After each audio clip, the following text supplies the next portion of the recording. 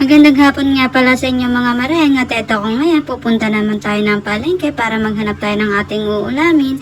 Siyempre kasama ko na naman ang aking mga chikiting at ayun nga sila kahit umaambon sama pa din. Hindi mawalay sa kanilang nanay. Mahal na mahal ko yung mga anak ko na yan kaya lagi kong sinasama kahit saan ako magpunta.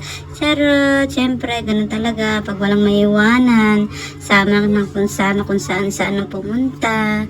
At ayun nga naghahanap ako ng aking bibilhin dyan. Bala ko ngayon ay magluto ng tinolang manok. At ito na nga, piniprepare ko ng tinola ng manok. Pag nagluto kasi ako ng tinola ng manok, dire-diretso na, hindi ko na siya ginigisa. At nilagyan ko na nga ng tanglad at ilalagay ko na nga yung mga sangkap, sibuyas, bawang at luya. At ayan na nga, at lalagyan ko na rin siya ng tubig. Hindi na nga kasi ako nagigisa ng tinola eh. Pero yung iba dyan nagigisa ng tinola, pero ako dire-diretso na. Kaya ganyan ang ginagawa ko dahil mas nasasarapan ako. At ayan na nga, sinalang ko na sa aking kalan para pakuluan na ang tinolang manok at tinakpan ko na nga. At syempre, wait lang tayo, saglit lang. At ayan na nga, kumukulo na ang ating tinola. Ayan na nga siya, kumukulo na siya oh. Diba? Mas masarap kasi yan mga maring pag may tanglad. Bukod sa luya. At ayan na nga, ilalagay ko na yung papaya. Mas masarap ang tinolang manok pag papaya. Parang kumakain ka na ng native na manok pag papaya ang nilalagay mo sa tinola. At syempre, nilagyan ko na nga rin ng chicken cube. Pangdagdag lasa. Chicken cube yan mga maring ha. Baka makalimutan nyo. Lagyan nyo rin para dagdag lasa. At syempre, tinimplahan ko na nga pala siya ng asin. Ayan, at betchin, syempre para bumalans ang lasa. Meron na nga pala yan paminta, kaya sinabay ko na sa paglaga kanina. At ayan, hinalo-halo ko na siya mga mareng, oh, nakikita nyo na siya. Ang dami niyang papaya, ang sarap kasi pag marami-raming papaya eh.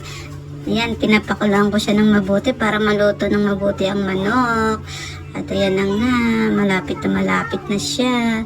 At ayan, kumukulo na siya ulit. Siyempre, ilagay na natin ang dahon ng sili. Ayan, ang daming dahon ng sili niyan. Kaya sobrang lasa ng ating tinolang manok. Ayan, halo-haloin lang natin para maluto ang dahon ng sili. Diba? Yan, nilubog-lubog ko siya para maluto na siya agad-agad.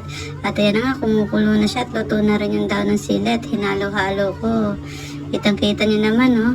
Sarap na akong tignan ng ating tinolang manok. Ayan. O, diba? Halo-haloin lang natin ng mabuti para sure tayong maluto na ang papaya. Pag sakto na ang papaya, pwedeng-pwede na yan.